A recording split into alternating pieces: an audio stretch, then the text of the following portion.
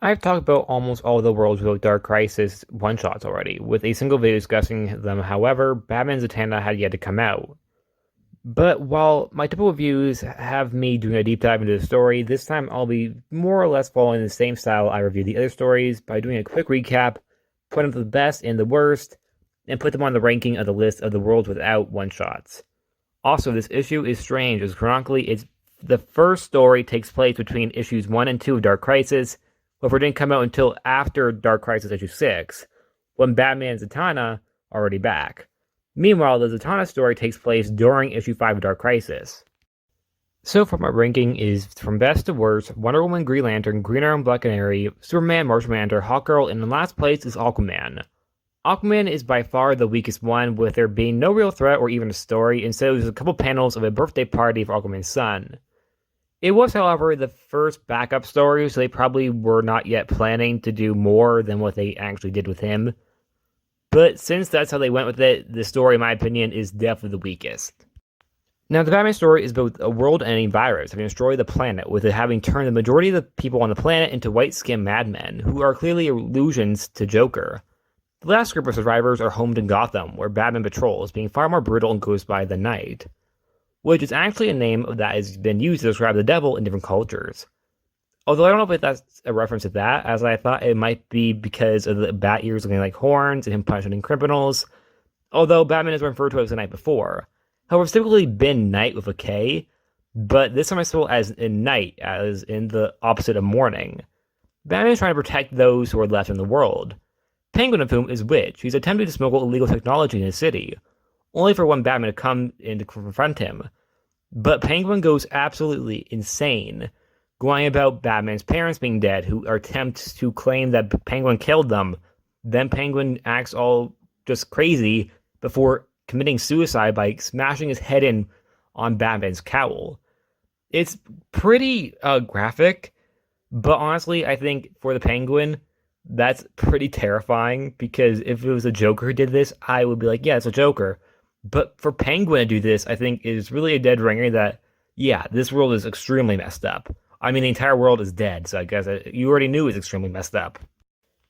We then learn about a man named Mr. Wax, or the Architect. You see, the Knight represents the darkness in Batman, and Mr. Wax represents the good in Batman.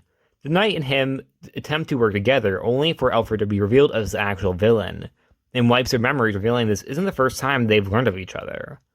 And that's it. Personally, this issue was, in my opinion, the first story in the issue, in my opinion, was very interesting, and a very interesting deep dive into who Batman is. Because I really like this idea that Batman is more than just a single person, but not necessarily a single person, but he has many complex emotions, and is extremely complex when it comes down to his own personality. Almost like a personality disorder, but more or less in a more understandable that both of them understand that each other exist.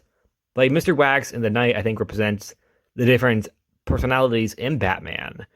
As Batman at times can be extremely compassionate, but other times can be extremely brutal.